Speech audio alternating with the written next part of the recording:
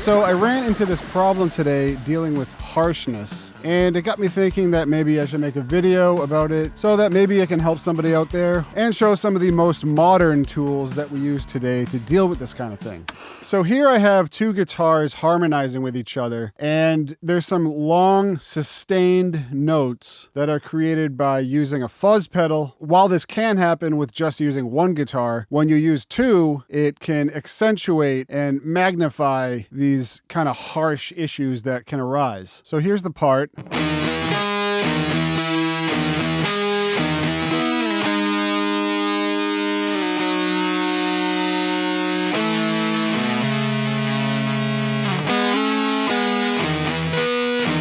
So I just recorded direct and used my big muff pedal to get that sustained sound. And then next I A-B'd a few different Tonex amplifier emulations. And I just settled on one of the Dumble models. And of course I chose a clean capture so that I didn't add any additional distortion to my signal since I already used a fuzz pedal. Then after that, since this is a part of a larger song, I just have some console emulation plugins, which I'll bypass for now. And I'm sending both of the guitars to one bus so that I can process them at the same time. And I just have an EQ on here, pumping up some of the high end, shaving off some of the low end, and shaving off a little bit of the ultra top end as well. Now, while pushing up these high frequencies allows it to cut through the drums and the other guitars and stuff, it also exposes these harsh things that I'll point out now.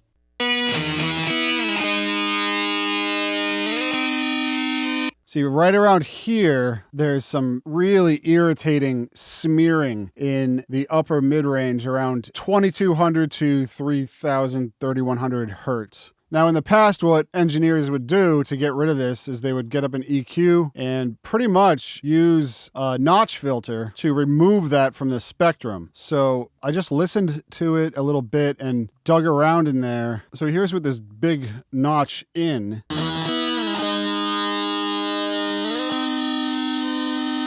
And now, even if you're brand new to recording music, you should notice, once I disengage this, how those irritating frequencies come right back.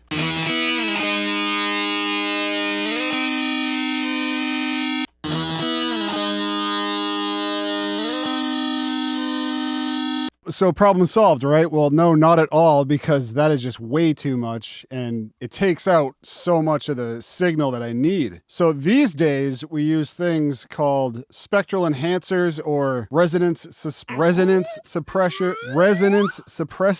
and we have a number of them to choose from now. This all started with a thing called Soothe, which I actually don't even own, but that was the first one. And then Gullfoss came along. I do own Gullfoss, but I'm not going to be using that today. These days, I've been going back and forth between Wave's Curves Equator and FabFilter Pro Q4, which recently came out. I made a video about it if you're interested. This now comes with resonance suppression. Then I'm also going to take a look at Dove by Acoustica Audio. I'll save my comments for later. And we have DSEQ by TB Pro Audio. Now again, all these tools are relatively new. This whole category kind of came out around 2018. And we'll start by looking at Curves Equator. And since I'm actually processing the entire spectrum using this, I'm going to bypass the rest of the bands. So we'll just focus in on the 2K, 3K area. And the way to do that is just to take these bars and set the cut to 0. So that will bypass that whole frequency area. And what I want to do is I want to hit the delta function so that I can just hear what I'm removing.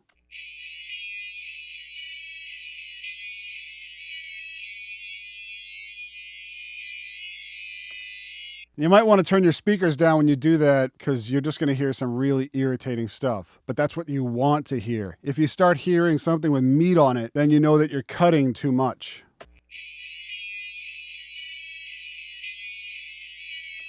So now let's take the delta out.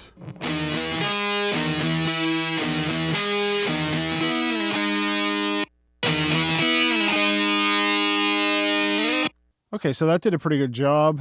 Let's check out Pro Q4. So Pro Q4 can kind of find these resonances for you if you don't really know where to look. So we just hit play and hover over down here, and that will show us what resonances are going on.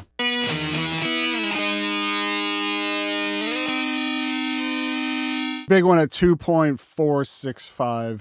And that's right where I want to be. Anyways, I already made one, and here it is. And what I did is I just set this band to 0 decibels of cut. So instead of having a constant cut at that frequency, I go down to the gain knob, and then I pull down the dynamic range knob.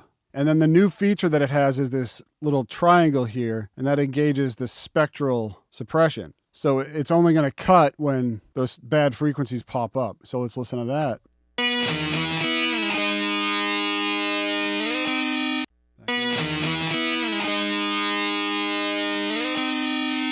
That's a little bit more transparent. It's not doing as much. The next one I'm going to try is Dove, and I already set my parameters for this around the same spot. Acoustica makes some great sounding plugins, but they're pretty clunky, and the interfaces are kind of hard to work with sometimes. But in terms of sound quality, they're usually better than most of what's out there. So what I want to do is I just want to hone in on that frequency, like I said, and you can do that by just adjusting these parameters. So this has a delta function also right here, the little triangle. So let's hear what it's cutting.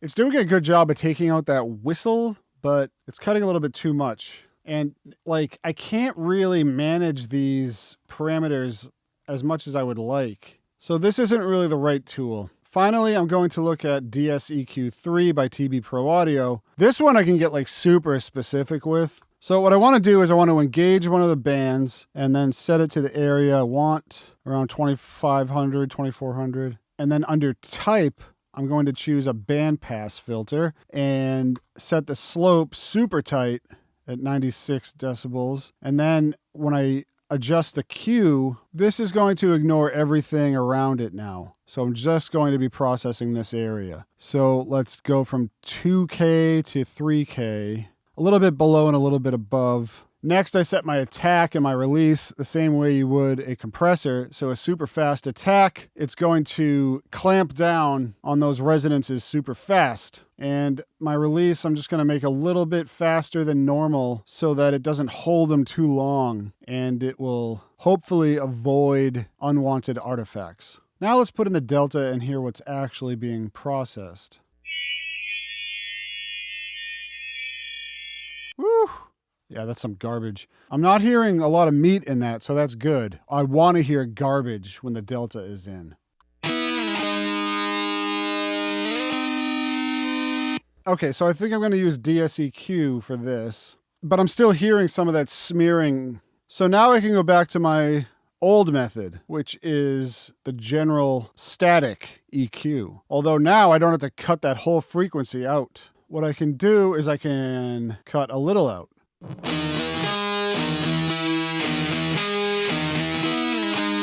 Then with my general EQ, I can enable another band and take a little bit more out. And this will be sort of like a wider dip than what we did with equilibrium. And now what I'm going to do is I'm going to go back to curves equator, and I'm just going to process the ultra top. And I'm listening to the delta.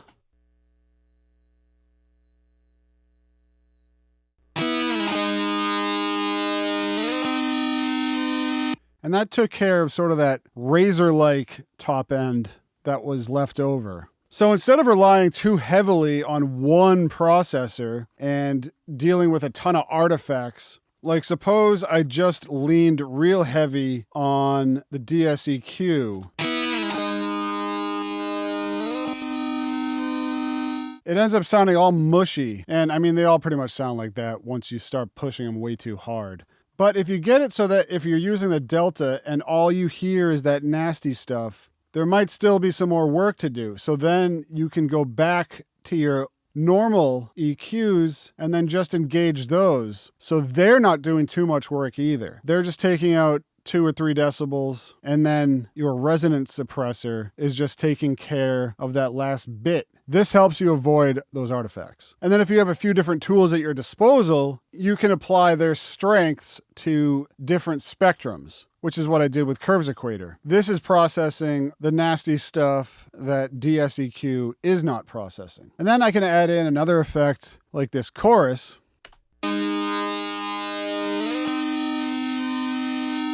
And that helps it smooth out even more. So let's do one last A-B.